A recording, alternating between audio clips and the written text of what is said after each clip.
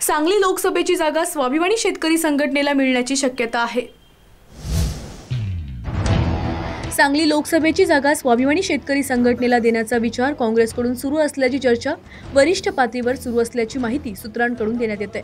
या ठिकाणी स्वाभिमानीकडून माजी सनदी अधिकारी आणि वक्ते इंद्रजित देशमुख यांना उमेदवारी मिळण्याची शक्यता वर्तवली जाते।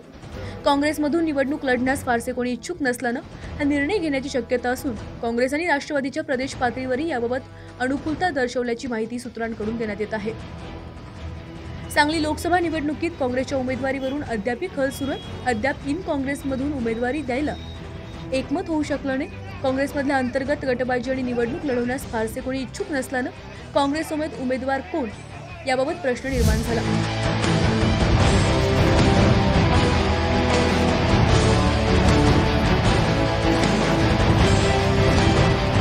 माजी केंद्रीय राज्यमंत्री प्रतीक पाटील यांनी 2 वेळा सांगली लोकसभेचे नेतृत्व केलं। मात्र गेल्या 5 वर्षापासून मतदारसंघात फारसा संपर्क आणि इच्छुक नसल्यानं काँग्रेस आमदार विश्वजित कदम आणि प्रतीक पाटील यांचे बंधू विशाल पाटील यांच्या नावांची चर्चा सुरू होती। मात्र दोघांनीही निवडणूक लढवण्यास नकार दिल्यानं काँग्रेससमोर प्रश्न पडलाय।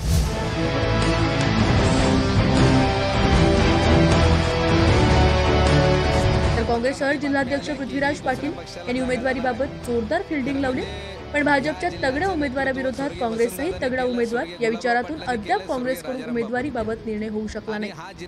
तर दुसरीकडे सांगलीची जागा स्वाभिमानी शेतकरी संघटनेकडून मागण्यात आली, त्यामुळे ही जागा स्वाभिमानी शेतकरी संघटनेला देण्याबाबत काँग्रेसमधील वरिष्ठ पातळीवर चर्चा सुरू आहे। याबाबत काँग्रेसच्या बैठकीमध्ये विचारविनिमय सुरू आहे। तर आघाडीतील मित्रपक्ष असणारे आणि सांगली राष्ट्रवादीनेही सांगलीची जागा स्वाभिमानीला घ्यायला अनुकूलता दर्शवली असल्याची माहिती सूत्रांकडून वर्तवली जाते।